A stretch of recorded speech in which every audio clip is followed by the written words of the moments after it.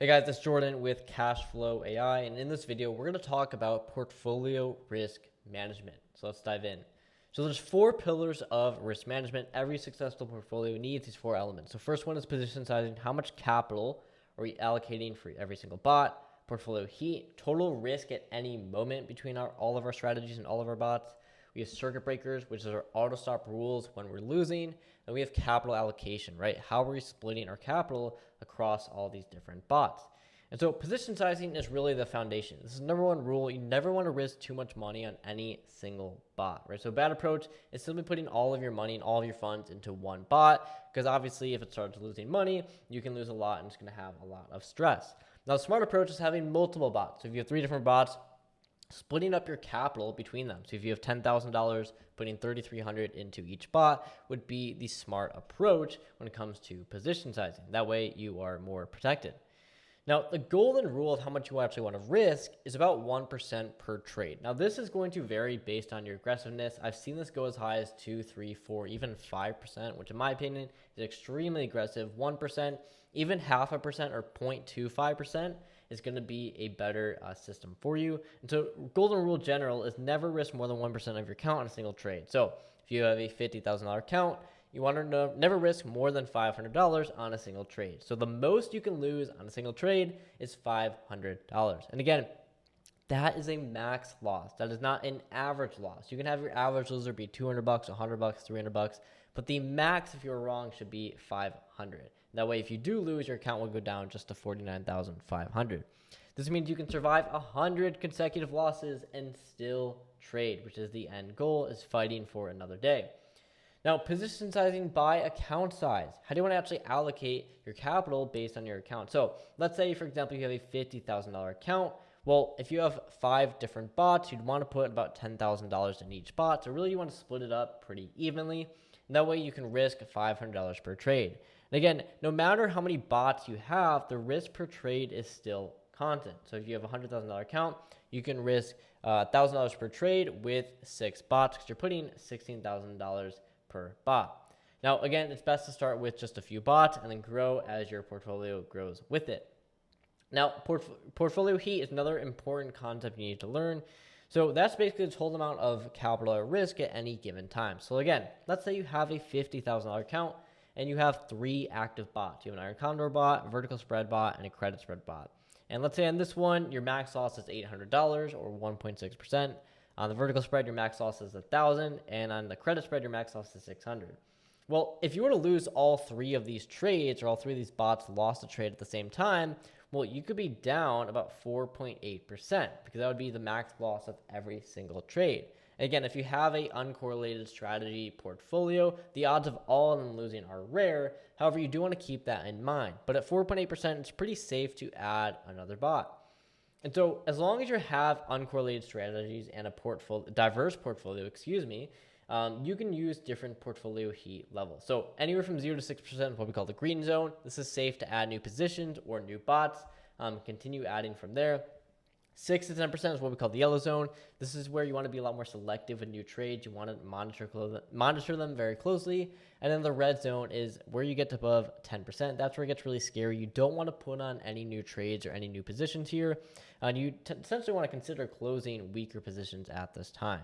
So really good to screenshot this and have an idea of how to actually know how much you're risking at any given moment.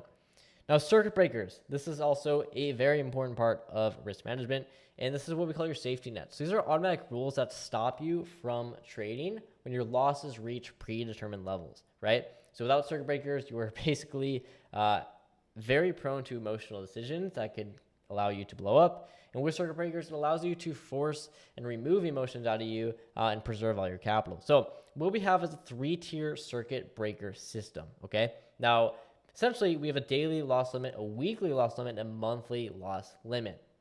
And how this works is super simple, right? As soon as you lose more than 3% in a single day, that's your daily max loss limit, it will stop trading. Close all your trades, stop all of your trading, and just be done trading for the day.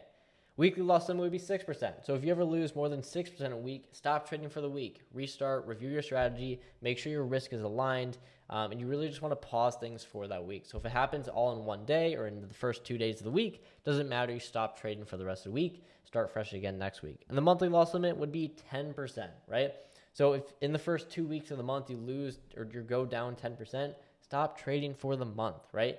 Now you can set a lot of these circuit breakers up with your actual brokers, which is really cool. Whether it's Schwab, Trader, Tasty Trade, any broker, most of them have them.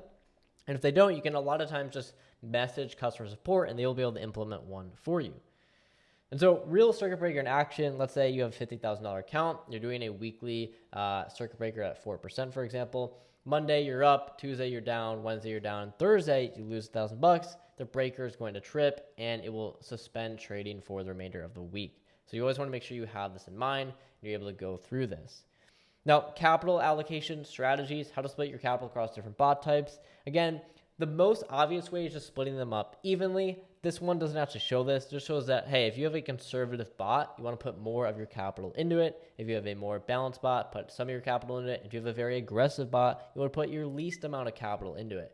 That way you're going to have the most diverse portfolio, and you're not in a position where you're having most of your capital in the most aggressive bots at all times. Now, the Kelly criterion is a more advanced position sizing. You don't need to use this. In fact, I don't love it. This is a standard kind of practice that a lot of mathematicians and quant traders use, where basically shows you your optimal risk per trade. A lot of them start out around like 13%, and a lot of them use something called half Kelly or quarter Kelly. This is just something on there that you should know, as a lot of big professional traders use it, although it tends to be a lot more on the aggressive side. And like I said, 1 to 2% is pretty solid when it comes to what you should be risking. And then lastly, scaling positions in and out. This is another thing that you can do if you have that option. Personally, I don't really recommend this, but I like to show it on here as an option. How if you're able to scale in and scale out of different positions, you can kind of reduce that position sizing, reduce that aggressiveness, and allow you to kind of prosper from there. Now, rebalancing. This is also important because you want to understand your portfolio and rebalance as your account grows, right? So you want to do this regularly, every single week, every single month.